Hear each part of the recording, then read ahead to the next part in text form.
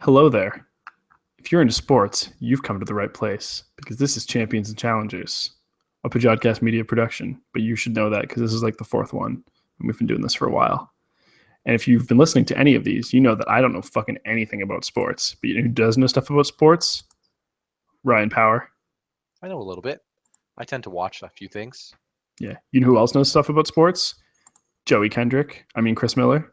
Oh, Chris, the Mr. Miller. Mr. Ander Miller. Golf? Yeah, Golf's a sport. the sport. The one true sport, they say. Absolutely. The one sport to rule them all. Yeah. The sport must be destroyed. We're here to talk mostly hockey, actually. But what else are we talking about, Kyle? We might talk. And Chris, what else are we talking about, boys? Is there anything else before we get into hockey? What do we want to start with? Guess. The Oh, NBA Cleveland playoffs. versus Golden State again. Not yet, Kyle. Not yet. Oh yeah, Toronto's really gonna fucking step their game up there. Toronto got swept, so Didn't even know Today, that. Actually, relevant news, not fake news. It was a close game though. Today's game was. The other ones weren't. 109 to 102. That's the sweep for the Cavaliers. Tough to really talk about NBA right now until you get to. I mean, it's a two-team league, so until we get to the two teams that everyone knows are going to play each other in the finals, and they're the same team to play each other in the finals the last back-to-back seasons. I don't. Yeah. And Chris, do you think anyone else makes it, or do you see NBA? Or sorry, do you see Cleveland, Golden State again? it'll be Cleveland and Golden State. Yeah. What state is the chance, Golden right? State? California. That's stupid. That's a dumb name. That's where most of the sunlight is. It's still a dumb name. It's hot over there. It's close to the equator. I also never understand why some teams have like city names and some are named after like states. That's stupid. Especially when some of those states have multiple teams. Like in the NHL, you have the Tampa Bay Lightning, Tampa's in Florida, and the Florida Panthers. So like, yep. The fuck. But it really comes down to, hey, how much money are we making? So they institute one team in one of the areas and realize that there's a high demand for the sport, and then decide that they should put another team in that state. And if they don't have another good city location, they'll just name it the state. Florida is a big state for lots of sports because a lot of retired people go to live there, and they generally have money. So, and they're fans of teams from other areas as well. So they just flock to arenas. If you're lucky, you will have the name of a city and then get it changed to a state, a la Coyotes. Well, yeah, but that was like, hey, you're changing best of both worlds. There, you're getting bailed out by the government. Technically, it's a crazy thing to still say this, but they did get a new GM, but the ownership is still the NHL, right? They still have a stake in the Arizona Coyotes, don't they? I'm pretty sure the NHL itself does.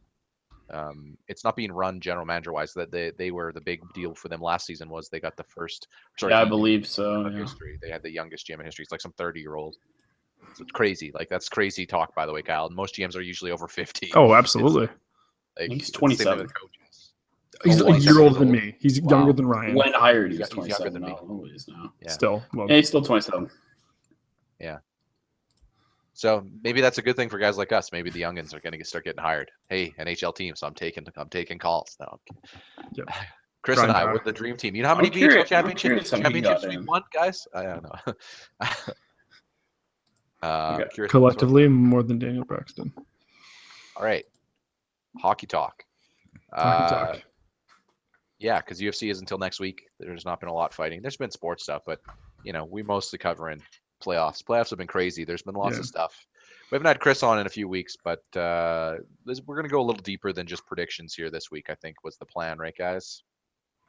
Yes. Things have happened now in the playoffs that are worth talking about. Yeah. So you have to kind of start with predictions because it's like, hey, games are going to happen soon, but there's no interesting storylines outside of the actual team versus team ones, right? But now that's not the case anymore. I suppose we'll start with the Nashville St. Louis series in terms of storylines. Heading in, it was a pretty interesting series because these are two playoff teams that had not really gotten over the hump before.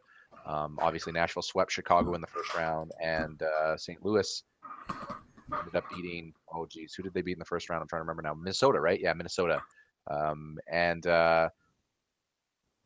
I like both of these teams because I'm a fan of, and I think we talked about this last week with Kendrick. I'm a fan of seeing teams that haven't got over the hump get over the hump. But I was really digging Nashville. I think I've always been a big PK Subban fan. I may not be as big as a fan as the fan we got over here with Miller there, but nice to see them. They just beat Nashville just beat St. Louis at home to move on to the conference finals for the first time in their history, in team's history. They've never been this deep in the playoffs. The city was just erupting. I wanted to dab a little bit on this with the Nashville storyline. Rabid hockey fandom there, despite the fact that the city's more country. It's not really what you consider a traditional hockey town, but the fan base has always been really rabid for Nashville. It's and not much competition there, which helps. You got the Titans. It's nice to see. That's really about it. Remember the Titans, though, Chris. Success, though. Remember the Titans. Football's over in January, right? So I mean, yeah, nice to see them get success this season. In my opinion, for the first time in conference history, this fan base is getting to see a deep playoff run, and I think they deserve it, honestly. Yeah, for sure. How much do you think Shattenkirk helps the Blues at all if they don't trade him? Maybe. Doubt it. Maybe, though, because the big difference in that series, from what I could tell, was the defensive depth of the Nashville Predators. They were getting contributions from all their defensemen consistently. PK Subs. One game, Subban, Subban started the series off on a great note for them. He had a couple of really good games at the beginning of the series. And then, believe it or not, you also have the success of Roman Josi. He was doing good, but Ryan Ellis as well had some great games with them. They were able to get consistent offensive push from their blue line, and St. Louis had less of that. And Shattenkirk, he's got a good first pass and a good shot from the blue line. And we all know in the playoffs, the more open you are, the more open player is usually the players. That's just how teams defend, right? You'll defend from the net out and a bit more. So Shattenkirk could have made a difference, Chris. I don't know. Based on how he's been playing with the Caps, it's tough to say because he's been kind of hit or miss, but maybe. Yeah. Where do you think they go from here, St. Louis? I mean, they're a team that they were supposedly sellers. They fired their coach, and then all of a sudden they make it farther than you expect. They don't really have a number one center. You got Tarasenko, but you don't want to rebuild because you have a talent like that, and you have some good defensemen, but at the same time, you need to get a guy like him help. And then is Jake Allen a number one guy? I mean, wasn't the first round, but maybe not in the second. I mean, it's tough. Nashville put on the offensive pressure pretty good in the series. Yeah, but it's also a tough division too, right? I mean, Chicago, regardless of how they played, is Chicago. I mean, at the end of the day, Nashville's really strong right now. They're looking better and better. They're moving on up. Minnesota's still got some good young players there. They're still a good team, and they still got a good goalie. Minnesota, they have a better goalie than St. Louis does. Dallas and Winnipeg, they're certainly capable teams. I think Winnipeg's got a lot of good young talent. And I mean, Colorado, say what you want about them this year, but look, they got a lot of pieces there, and maybe they go rebuilding, but either way, that's a team that has some assets that they either can move and become a young rebuilding team that's on the way up, or maybe they find a way to make some of those pieces work together. Who knows? It's not an easy division for St. Louis, and I'm curious to see where they go. I think retool is probably what's happening. You got to figure there's going to be pieces that get kept there no matter what. You're talking about Tarasenko, you're talking about Pietrangelo. I think you roll with Jake Allen and test. You have enough other issues you got to fill out. The last season they lost David Backes. It's easy to forget that. That's a big loss.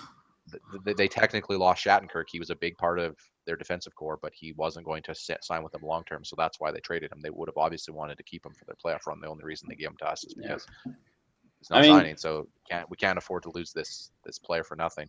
They got three really solid D. I mean, Pietrangelo, Parayko, and Edmondson are still all there. You got Tarasenko, you got Fabry, you got Schwartz. I mean, they got some prospects that are pretty good too. And I mean, Allen's still young. I mean, people forget he's in, I think, his mid-20s. So, I mean, there's some room to grow there. I just don't know if I ever see, number one in Allen. I could see a guy I could see him having, the Halak potential where he can work really well as, a 1A, 1B. But I just... But you need the 1B then. You need to get someone else to back him up. I've never been sold on Jake Allen. I've just never been sold on the guy. I don't know. I mean, it's not he had that incredible needs for them. They need a number one center. They need someone to 100%. play with Tarasenko. I hear that John Tavares might be available. That they need. Hey, Tavares and Tarasenko, throw Steen on that line. You're good. Well, you're set. But I'm not arguing that. But who do you trade? True. Well, he's a free agent soon, isn't he? Well, yeah, but I still in a year. I don't think that's going to start planning. I think he's going to want to sign or not going to. I think he's want to get their entire down future to something. A free agent that may or may not end up coming a year from now. Good call. Yeah, exactly. This is why Ryan's a terrible GM. He trades away all his draft picks and then he banks on free agency. Fuck yourself, You can't Ryan. trade away draft picks in the NHL, Kyle. That's not how it runs. You got to draft well. You can absolutely trade away draft picks. I'm pretty sure that's a thing. No, I mean, strategically, most GMs don't trade away all their draft picks. I know. That's just you. I'm not talking about the VHL. I'm talking about the NHL. It's a different league. Okay. No shit, Ryan. It's a meme. Just go with it. So, tell this so you don't see the gross white camera like shine in my face. Okay. But good for Nashville. Obviously, they're moving on. St. Louis, Chris mentioned it. They got problems. They got problems upcoming. Your Western Conference series. I was going to say European VHL talk. That's a really not logistically possible. The Western Conference series is currently 3-2 in the series for the Anaheim Ducks over the Edmonton Oilers. So the Oilers were kind of a surprise team. The game that is the sixth game in that series is actually currently going on right now. I think it's fair to say that Edmonton has a pretty good chance of winning this game, though, right? There are 6 minutes and 13 seconds left in the third, and it's currently 7-1 Edmonton. So I would argue that 7-1 is going to hold up, although they did give up 3 goals in the last 3 minutes. So 4 more of those, and then So listen, there's 6 minutes left, a goal a minute. Edmonton's tying this and winning it in overtime. If that happens, I will probably streak naked outside because that's how crazy that is. That would be insane. I shouldn't have said that. I'm not going to do that though. Anyway. Ryan, you have to remember now that when it's the Dan record, right? I'll eat a hat. Although he's been wrong before. I've never seen that man eat a hat. No. Why would you want to eat hat? That just sounds. I think the idea is that you don't want to eat the hat, but you're so confident in your statement that you won't have to do it. It just seems like a bad. Will you eat that hat if you're wrong? The big storyline in this series has been, and I know Chris wanted to talk about it. Yeah, sure. I don't know what you said. I'll just respond with a yes and nod my head. Yes. That's what pros do, right? Mm-hmm. One of the things that happened, and Chris was talking about it, he wanted to talk about it in this series, was the Ryan Kessler goal that tied the game in game number 5. Anaheim was down 3-2. They scored with the extra man out, but clearly Kessler grabbed the pads of the goalie. If you look at the replay, and you can go look at the play, maybe Kyle will provide a link if you can find it. The goal went in, sure, the goal went across the line, but the goalie was clearly interfered with. Kessler was actually grabbing a hold. He was down on his ground and down on his knees, and the goalie was in the butterfly, and he was literally holding on to his pad to prevent him from moving. No call on the play, or sorry, it was called and reviewed, but it was like a confusing review. Who made the call? Was the ref making a call? McLean and Cherry were even talking about how like 4 people in Toronto were all giving different opinions on the headset. Like it's like WWE operation here. Multiple people yelling and trying to figure out what the right call is. And so what was the call on the ice? Did they call it a goal, or did they call it did they call it interference during the ref on the ice at the time? I didn't see it live. I just saw the replay. Okay. The call on the ice was that it was a goal, and then I believe it was challenged, at which point it was determined that there was no goaltender interference. It's so strange. Or that the whatever was there wasn't strong enough to turn over the call on the ice. Okay. It needs to be considered irrevocable evidence. I don't know. It was a bad call nonetheless. Oh, sure. I'm going to look up the goalie interference. 1 day ago, so probably. Oh, this is a 4-minute clip. Was this game in game 6? Game 5. Game 5. Okay. We are in game 6. That's tonight. Oh, gotcha. There was a clip up already from a day ago that says game 5. Yeah. This is actually really hard to find. I will say though, while Kyle's looking that up, tonight Edmonton is on their game. They opened. I haven't seen it because we've been casting, but they opened with 5 goals in the first period. Leon Draisaitl has 3 goals, I believe, in the game, or 4 maybe. Let me look here. He's been really good. I believe McDavid has actually been held without a point. And when Edmonton scores 7 goals and McDavid doesn't have a point, let me confirm that McDavid doesn't have a point, just to be on the safe side. Just so I don't. Yeah. Yes, Connor McDavid has an assist. Sorry. Oh no, he's a +1. He has 0 goals, 0 assists. Yeah. So you are correct. I'm watching the play right now. Draisaitl, 3 goals and 2 assists tonight. Like, my goodness. Are you? Yeah. Is the stream seeing it, or are you just seeing it? Just me. I'm not broadcasting it because I don't know how to do the thing that Shane does, where it doesn't show the entire thing, and I don't want to get his copyright struck. No, that's fair. That's fair. Just in case. Yeah. Well, just smart, right? I will provide a link in the description, though. Pretty good game thus far for Edmonton, though, tonight. They're obviously, I think, we said it, they're going to force a game 7. He's literally holding the pad. Like, how the fuck is that not irrefutable evidence? It's like the dumbest call I've ever heard in my life. Yeah, it was a bad call. It was definitely a bad call. We just had to lose Chris for a minute, by the way, everyone. He'll be back. That's the word. There he is. So, Chris, we're just talking about how bad of a call that goalie interference call was in Game 5 between the. I just watched the clip myself. He was clearly holding the pad. Ryan Kessler was clearly holding the goalie's pads as the puck went in. And what is your thoughts on that play?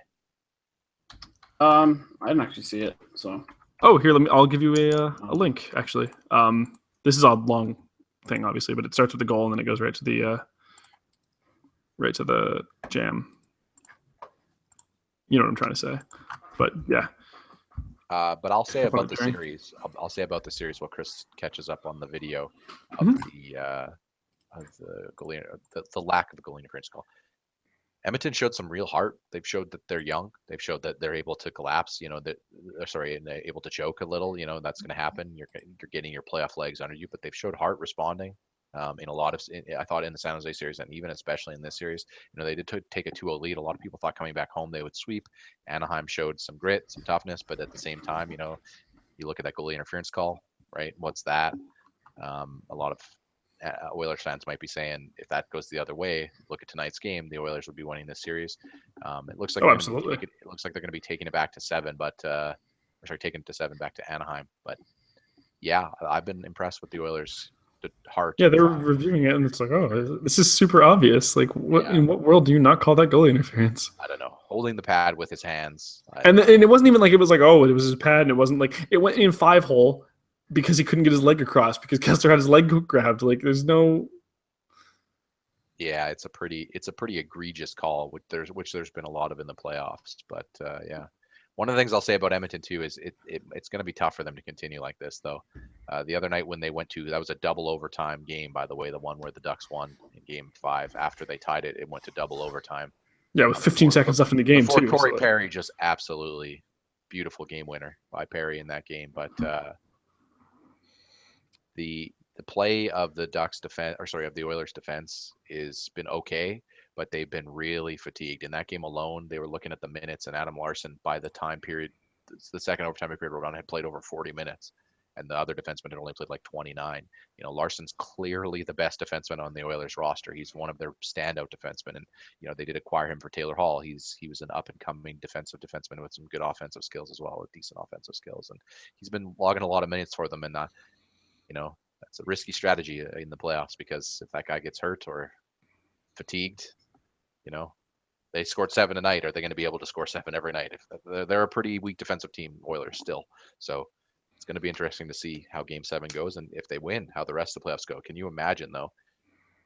Oilers versus Nashville. Wow, what a series! Subban versus McDavid. I was looking forward to that possibility heading in, so I'm definitely interested in checking that out. But Chris has now had a chance to see the goal. What are your thoughts, Chris? Let's hear the hot takes. Yeah, I mean, it was. I don't know if it was as egregious as you guys think it was, but dude, he has his hands on the pad. Yeah, no, it's my opinion. I mean, at the same time, he also was shoved into the goalie, and one could argue that he was being held there since he had a guy on his back and couldn't move. With that being said, the rule states even if it's incidental, the goalie has to have the ability to save the shot, and he didn't have a clear ability to save that shot. So I would agree it's goal interference, or in the sense of this, it shouldn't have been a goal. It shouldn't have been a goal. Yeah, I didn't say it should be a But penalty necessarily. I don't It's know obviously if goal it's interference. like I've read some people saying like it should have been a penalty. I don't know if I agree with that. I think No. it simply was a no goal, and I mean that's probably where I would leave that. I wouldn't. I would really agree. go further than that. No, I wasn't trying to imply like you scroll down in that video, Chris, in the top comments, like those refs and the refs from Game 4 should be fined $1 million each and lose their jobs. Yeah. Oh, you're arbitrary. Sure.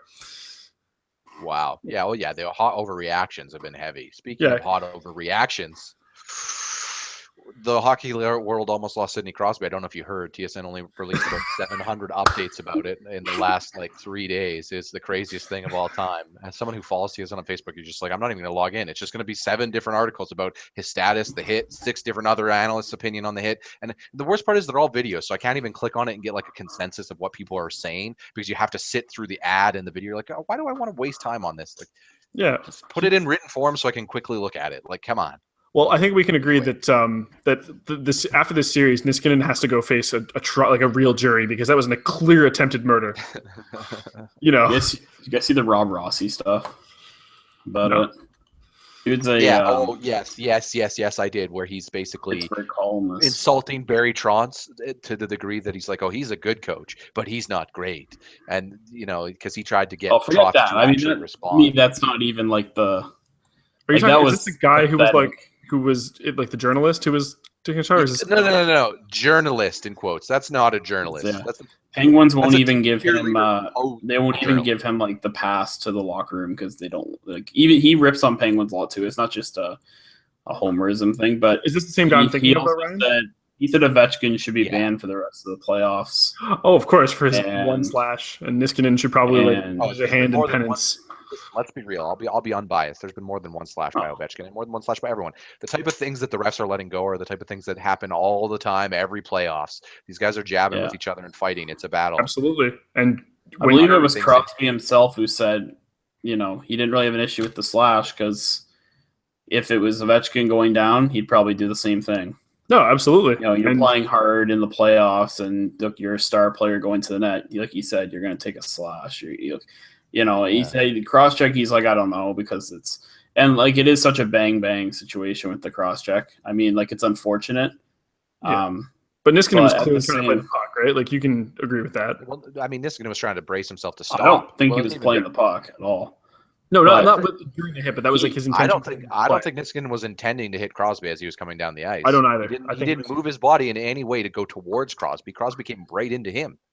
Yeah, and his face was at hand level. I think he was trying to brace himself too, but unfortunately, it ended up being. I think he was trying to brace himself, giving Crosby a little shot to the back, as is a typical shot as Crosby was coming into him. Because I felt Niskanen felt that Crosby was coming to hit him, so he was like, "Oh, I'm gonna respond," and then, "Oh, your head's there. Oops!"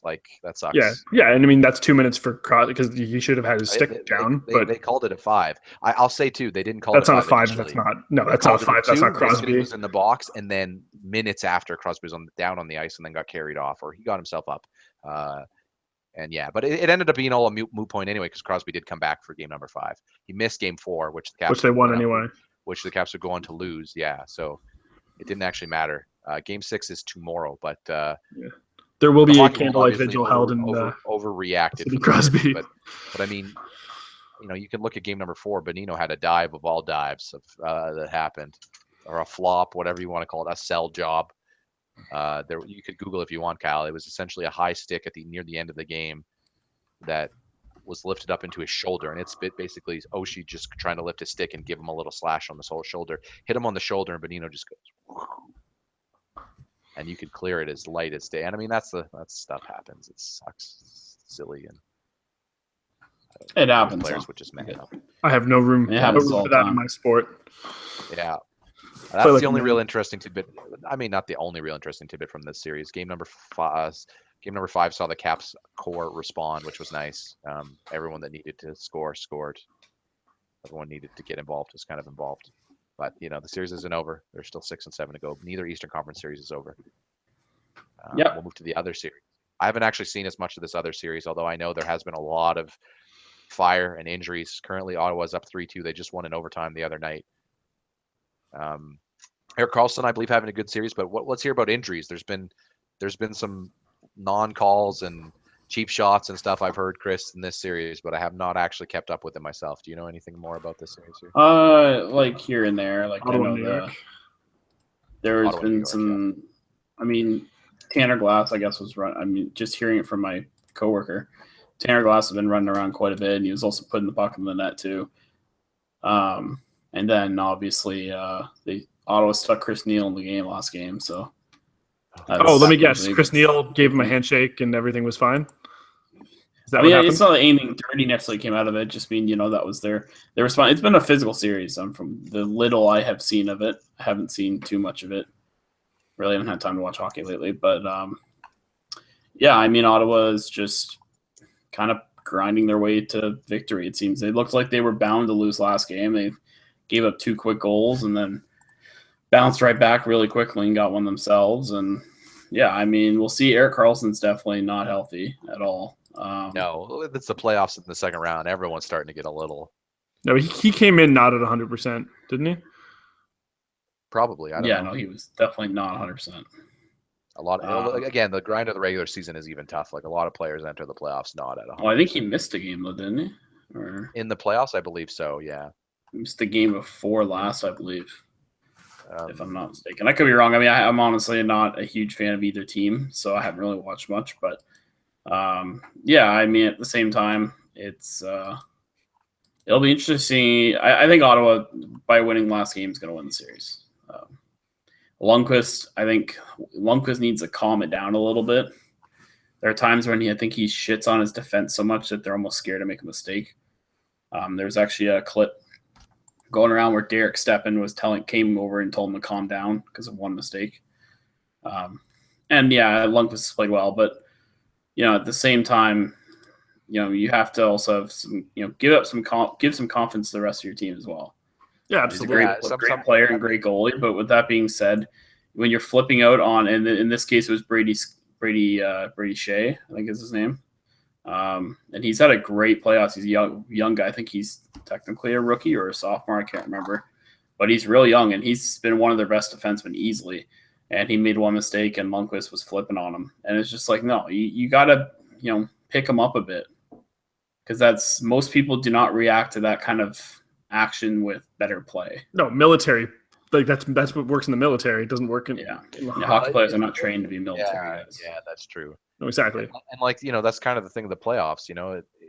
Every goal matters, every chance matters. So yeah, the goalie can get mad at the defense for giving up, a really good scoring chance, but the defense is saying, well, you're going to give up some of those a game anyway. We're going to need you to make that big save. And as Chris said, just give us the confidence with it. Even if don't get me wrong. I mean, you don't need to panic. Like we need to rebound and keep in this game. Like the momentum swings are huge in the playoffs. You have to be able to handle them. That it's kind of like it's the best way I like to explain it. It's like if you were a rookie fisherman and you were out on the lake during a windy, stormy day, you would say to yourself, and a lot of people do, I know what it's like to be on bad weather. I could do this, and then go out in the ocean and do it. And with stormy weather, completely different experience, because one mistake in the ocean and things can be bad. I guess I'm just, especially for you, the guy who can't swim. Indeed. I guess I'm just saying that in the playoffs, it's a different ball game than the regular season, and there's huge momentum swings. They go up and down really big. Pucks can find their way in. Puck luck is a thing. No, absolutely. And, you could say that was the case for the Toronto Maple Leafs in some of those games, right, Ryan? Indeed, and the Pittsburgh. Anyway, the goalie needs to be able to calm it down, as Chris said. Not even just with a big save, but with you let in a goal, you got to let your team know that that's not just going to keep happening. You're not going to let it get you. You're not going to, the whole team's got to respond to those momentum swings. You got to be adaptable. And if you aren't, those momentum swings can lead to 5-7 goals, 7-1. Yeah, check in on that game again. By the way, have they scored? I'm pretty sure it's over. Well, did Edmonton lose, Ryan? Because you're going to have to eat your hat on stream. 7-1 final. Yeah, 7-1 final. Ryan does not have to eat his hat. 7-1 final. And I was saying this while you were away, Chris. 0 points for Connor McDavid. That's a scary thought right there for people who are. It's all Draisaitl. Draisaitl he is just as good. He's a great player. Yeah. Sometimes you have to take those. Not just as good, but he is very good. He's very good. Yeah. Let's not say he's just good. That team is more than McDavid, essentially, though. Oh, for sure. You have to. They've had enough fucking first overall draft picks in the last 10 years to justify that. Jeez. Oddly enough, wasn't until they started trading some of those players that was like, oh, weird. Man, now they're good. Yeah. No, sometimes you have to take those ridiculous bets, though, Ryan, because ask that guy who had that bet with Jeannie Bouchard about whether or not who would win the Super Bowl. He got a date out of it. I think he got 2 dates. But the bet was for one date. She went back for a second date because he was very charming, apparently. I doubt he got a third, but that's good courtesy by a celebrity. Say, you were a nice person on this day. I'm gonna, you know what? Tell your friends you got 2 dates with Jeannie Bouchard. Yeah. Also, it was nice of her to actually take him up on it, right? Because she could have just been like, "Oh, I was kidding." Twitter. The funny she thing didn't have to. That's a slip in his pocket now for any other future. Yeah, romance. And this is relevant because she's a tennis star. He took me on 2 dates. That's a sport. Yeah. It's a sport. And they went to a basketball game, which is also we're pretty much covered what we want to cover, unless there's some other hockey storylines you wanted to make sure we covered, Chris. No, I'm not. Yeah, oh no, there is one. Sorry. Is there? The ridiculousness that is the NHL draft lottery. Oh my goodness, what a joke! Goodness, I can't help but agree as a Canucks fan. Ooh, what a joke. Okay. Yeah. Fill everyone in the draft lottery was held about a week ago now. Maybe a little less. The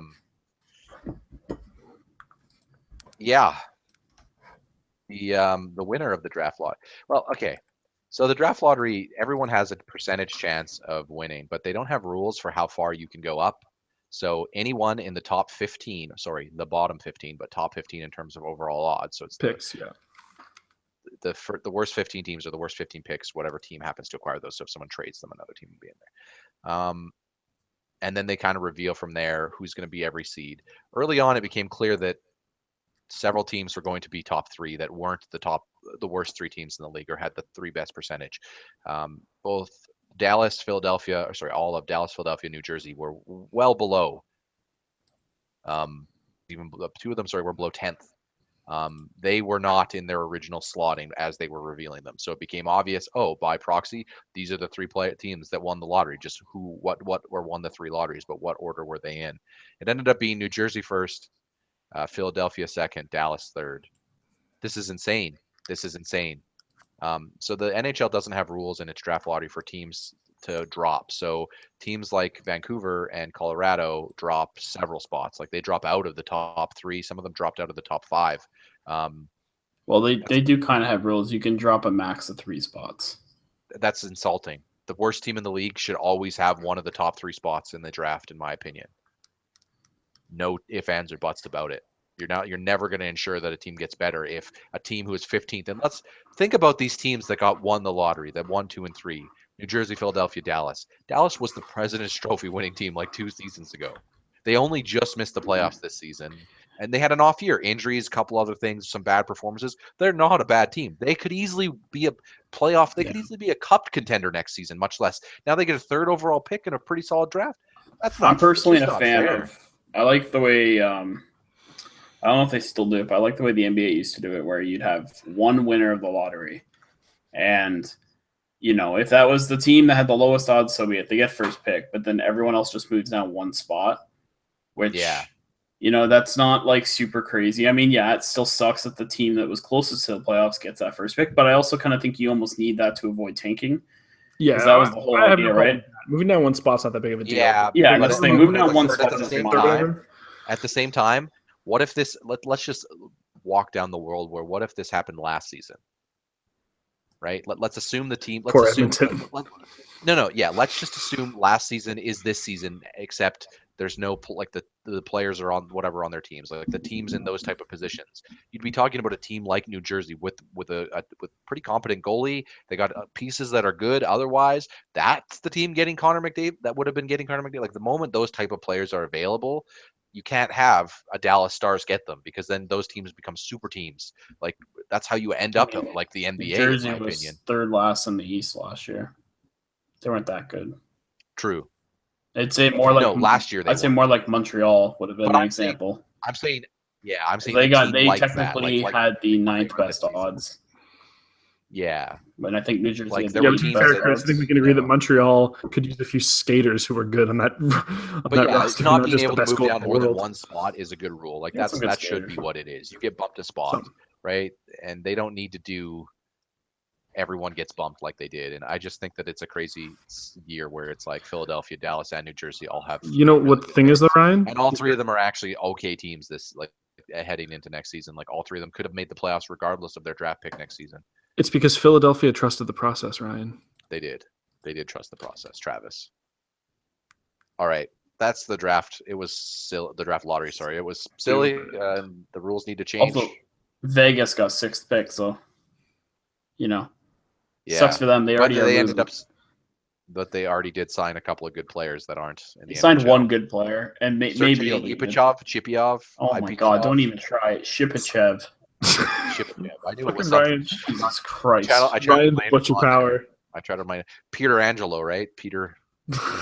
Ryan Cherry Power. Yeah. Petrangelo. You know what's gonna I happen? know Like what it the is. day that Don Cherry unfortunately passes, like you're gonna we're gonna be like, oh, the hockey world's lost a thing, and like we're not gonna know anything about it. Chris and I are gonna sit down to watch Hockey Night in Canada. First period's gonna end. Coach's corner's gonna roll around. We're gonna see Ron McLean next to a very familiar face, Ryan fucking Power, wearing a suit covered in cherries. Only if I die, Okay, everything great. Can we not talk about the blood-stained Oh, it's suit so with cherries? bad. It's so And bad. even he admitted after, he's like, I'm never probably going to wear that again. No, but Ryan will wear it for his first night on Hockey Night in Canada as a tribute to Don Cherry. That's some I fun don't see suits. Ryan doing that type. Yeah. It's a very powerful suit. I would actually just be like hoodie and sweatpants. That's right, boys. next to No Ron worries. McLean dressed like a professional. No, I'd have to wear a suit and tie. Anyway, yeah, a big sign up for the Knights though, and it's going to be interesting. I'm actually really excited. This is a weird thing to say. I'm really excited for the playoffs and the finals and all that stuff, especially now that Nashville's rolling. Like that's going to be fun to see. Maybe PK Subban get a cup, but or get close. As the Vegas situation and the expansion draft and all that has me pretty interested though. I want to see how that team Pittsburgh's winning looks. the cup. Real. Huh? Pittsburgh's winning the cup. Maybe. Let's I mean, just be real. Ottawa or- What if they don't make it into the series, Chris? Ottawa or beating New York could also be Washington. Pittsburgh. Let's be real. They're Ottawa being or the New York could chokers. They are, and Ottawa or New York could also be Pittsburgh. Pittsburgh hasn't looked that good this Nah, playoffs, they're not being honestly. Pittsburgh. Trust the And I process. think- Yeah, but I think Ottawa and New Nashville- York are like a serious step below. Like a very Nashville serious would be. step. Nobody steps below. That's what everyone thought about Chicago and St. Louis and Nashville and Minnesota, and it's been a year of upsets. Ottawa is a step below Pittsburgh. Let's be real. When That's it's right. Ottawa versus Ottawa Edmonton in the has- finals, all of Canada. Ottawa has slow defense and frankly a weak defense other than one player. And even he is not necessarily known for his defense. No, he's also injured. And Pittsburgh's offense is explosive as shit. Let's be real. Pittsburgh would run over, and Craig Anderson's not exactly playing that great right now. Pittsburgh will run over Ottawa. And that's the team I think is getting through the Rangers. So like I don't see it the other way around. I think Ottawa's beating the Rangers. But unless Fleury starts falling off, like that's the only way I see Pittsburgh losing. It'll be Which an is interesting possible, but finals nonetheless, in my opinion. Absolutely. Especially if Nashville goes deep, I'm going for Subban. If Edmonton goes deep, then you better hope that you don't live in Canada, because if you do, everyone is going to be, especially where I live. Oh man, it'll be nuts. When we went to the poker game, there's a bunch of Oilers fans there, and like after game, that was just as game 2 was finishing. They're all like, "It's sweep. They're sweeping the Ducks. They're sweeping them. It's a sweep." I was like, "Oh guys, Yeah, how'd that go for them? hey, well 7-1 that like that." Yeah, but it's also going to Game 7 now. That's as far as you can get from a sweep. Yep. Except for a sweep for the other team. I was gonna say there's a few ways actually. I mean, yeah. Well, there was no way for a sweep for the other team based on their predictions, because No. their team was up by 2, so it's Yeah. kind of hard heading home. But yeah, I'm still excited for the expansion draft stuff. I'm curious to see what players are going to go to Vegas, and if they actually have a decent team in the start season. There You is know a what world I wanna possibility, in see? my opinion. I want to see a world where all of the players who Cherry can't say the names for to save his life play on one team, and I want that team to be featured in Hockey Night in Canada. I want to see That's the team that goes to the Stanley Cup Finals, so he Yeah. has no choice but to talk about them. exactly Peter Angelo, Luongo, Subban, Ty Domi comes out of retirement. What Max did he say Domi Subban's name joins wrong?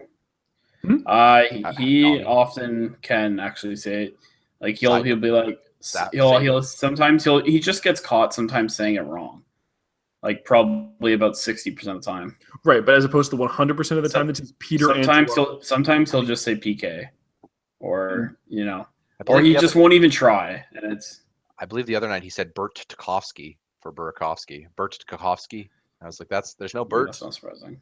Ernie and Bert Tarkovsky? No. Oh, and Doesn't he also say Ovechkin or something like that? Yeah, and all I the time? was, He usually oh, gets no. it right. He usually lets Ron McLean say Kuznetsov because when McLean says it, you mean Kuznetsov. He'll go, oh, Kuznetsov.